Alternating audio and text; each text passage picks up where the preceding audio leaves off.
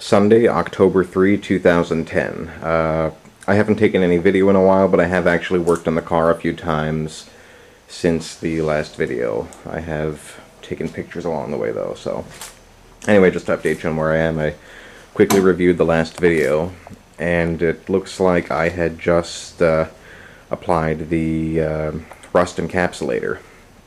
So since then, I've actually been out here a couple of times working metal patches. So let me show you some of that.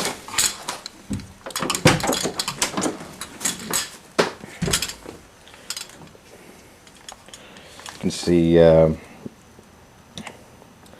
the floor there is no longer one big gaping hole. There's still some work I need to do to finish it off, but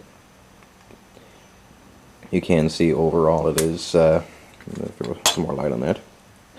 I have patches in. This one hole is covered up now. And I have one along the side here and another hole up there to patch, and then do some more from the outside.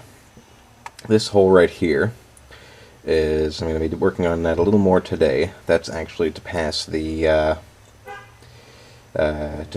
parking brake cable through, because that goes through the floor.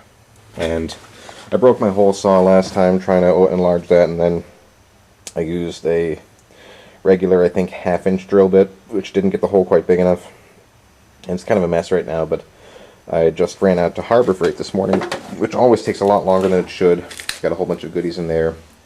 Mostly some protective gloves, and various little bits. But yeah, I did get a new hole saw and some step drill bits, which may be the best way to finish that off. And I'm going to finish this up as best I can today. Hopefully get the rest of the patches up here in and done.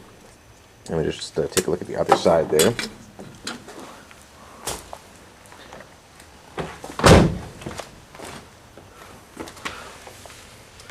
Of course, I have to get it from this side here, where the floor meets the rocker. And once that's all, the metal work is done, I have a little bit of fiberglassing to do over areas that are just pinholes, and I didn't want to, because on the pinholes I already have them cleaned up. I have them covered with the rust encapsulator, and I just want to cover them over. Structurally speaking, I don't see any reason to go full metal on those. I do have a welder buried off somewhere in the back of the garage over here, but it's a really cheap wire flux MIG welder that I got at Harbor Freight, and it doesn't work very well. So, and I've used it a couple of times before for various things, but so far I've had not much luck here using it for body work. People warned me against buying a cheap welder. Didn't really listen, and I'm sure it'll come in handy for something someday, but for right now, I think my best bet is the way I'm going for this repair job. So I'm going to keep on going today and update you when I have further results there.